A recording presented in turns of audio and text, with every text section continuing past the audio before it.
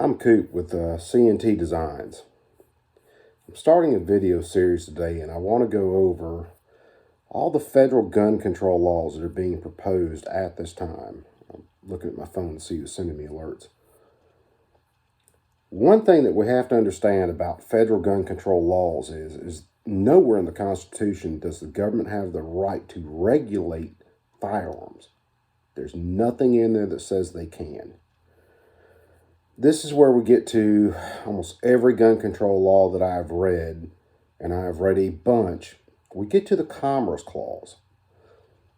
The Commerce Clause gives the federal government the right to regulate anything that affects interstate commerce, so commerce in between one state and another.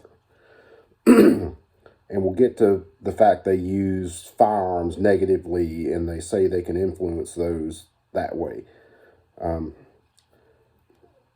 The Commerce Clause is Article 1, Section 8, Clause 3 of our Constitution, and then they pass the actual law later.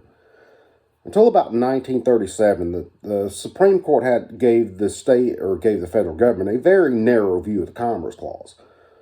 And then we get into cases where, this is Wickard versus Filburn in 1940. This guy, to break everything down and make it as dumb as I can, basically grew too much wheat one year. He grew more than he was allotted. And the federal government said since he was growing his own wheat that year, he wasn't buying wheat from someone else, so he was negatively affecting commerce in between the states, so they had the right to regulate what he did.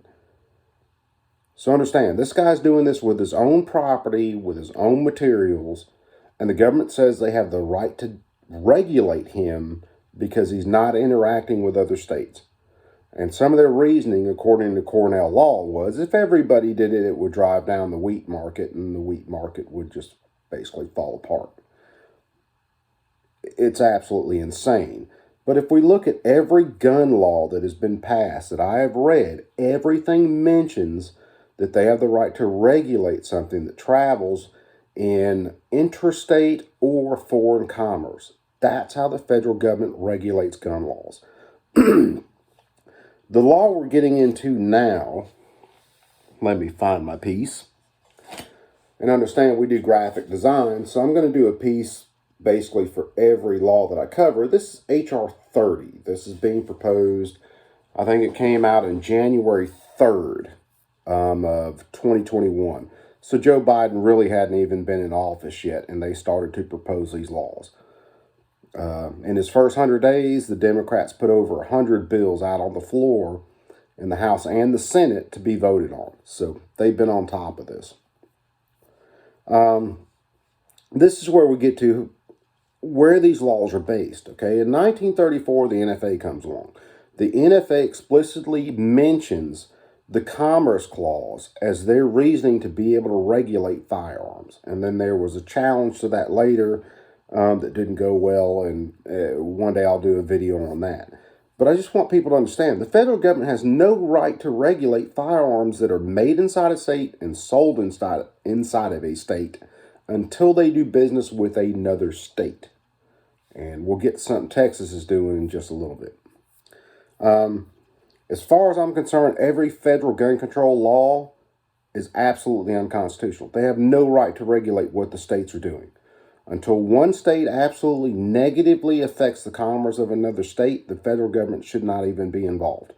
So if I make a machine gun at a factory in Alabama from parts manufactured in Alabama and I sell in Alabama, the government should have no say-so in that. But what they will do is say that if any part, piece, particle of material came from outside Alabama, they would have the right to regulate it. What I'm doing with these laws is I'm actually going in, taking the proposed text of the bill, taking the laws it stands now, and I'm actually editing the code to read what it would read if these bills passed. That's the most important thing.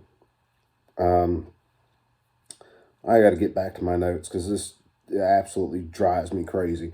Your state constitution should govern the firearms that you have or the firearms that you are allowed to have.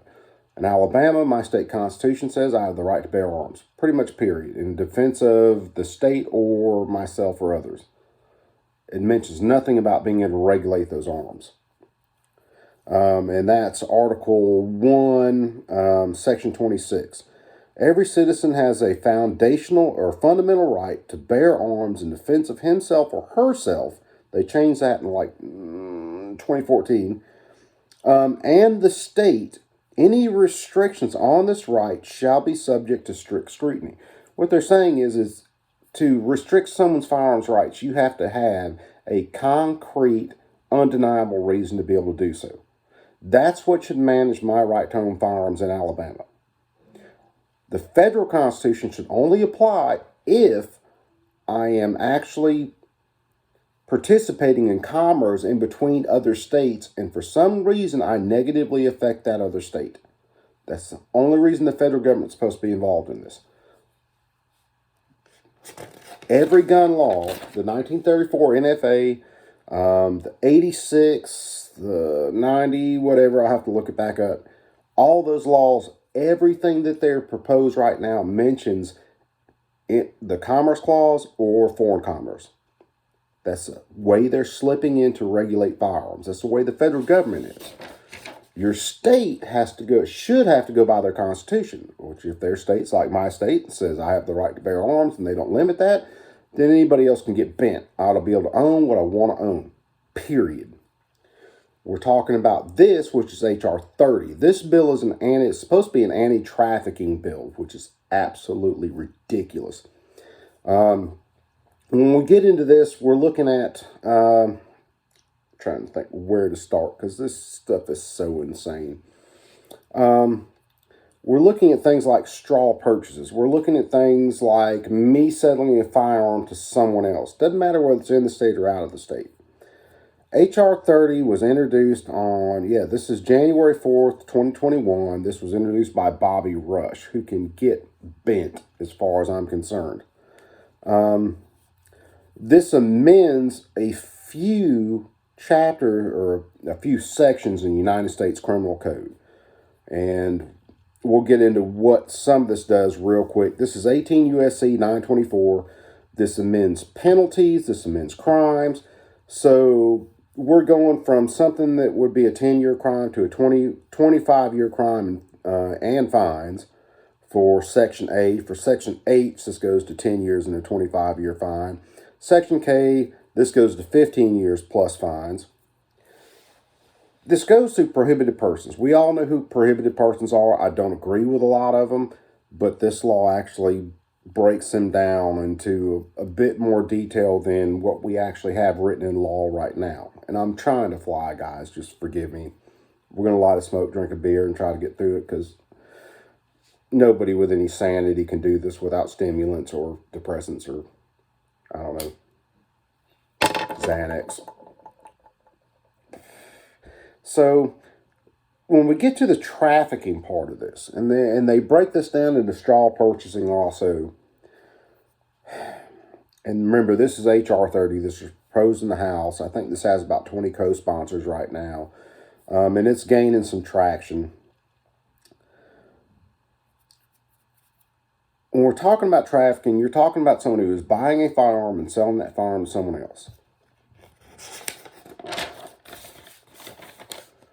Or basically just disposes of that firearm. Now this mentions, let me flip back right here. That way we can get the text of it.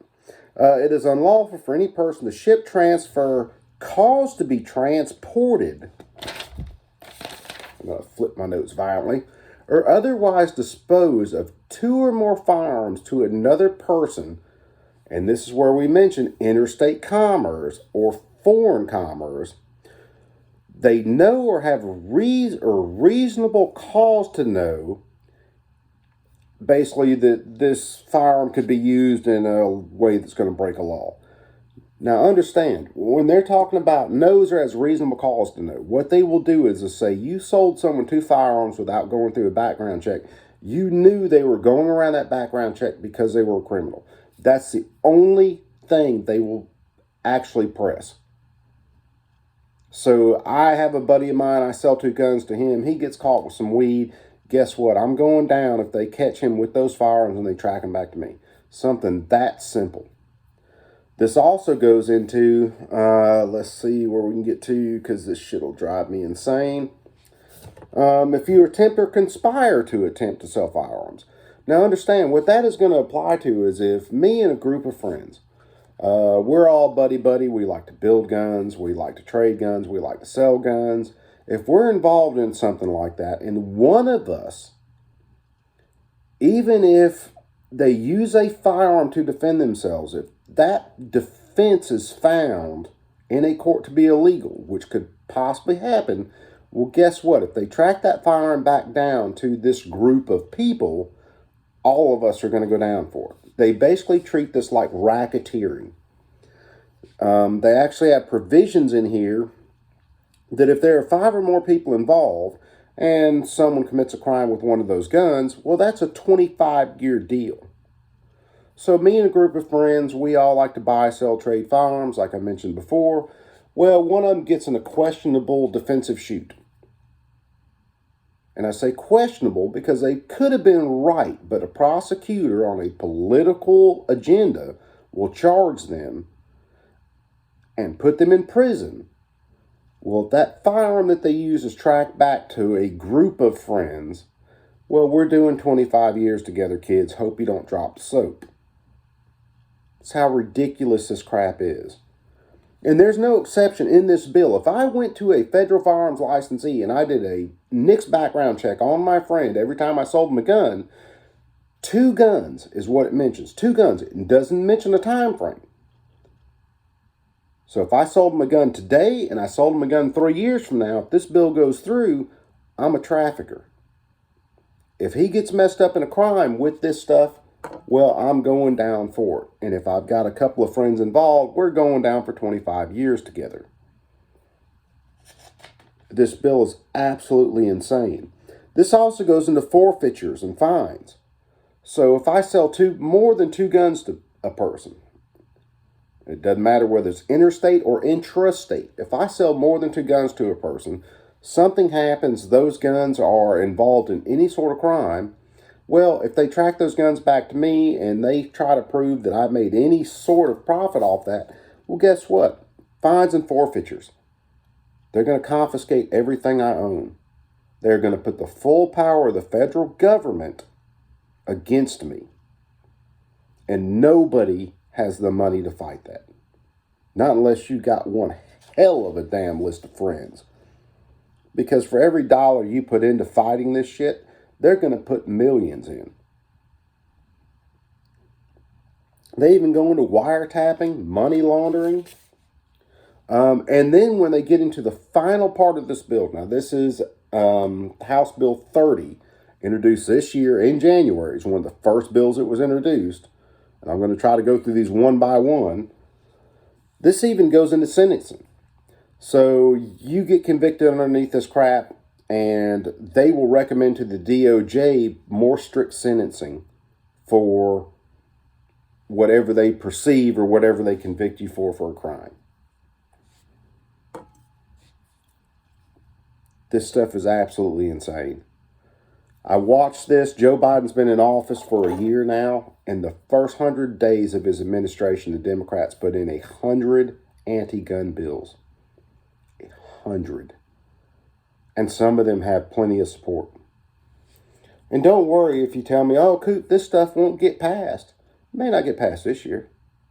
But all they're going to do, and I'll show you in another bill that I'll do after this one in a little while, all they do is take this bill. If it doesn't get passed, they turn around, they submit it the next year, they submit it the next year, they submit it the next year, until they get enough crazy, insane people into office that these bills actually pass.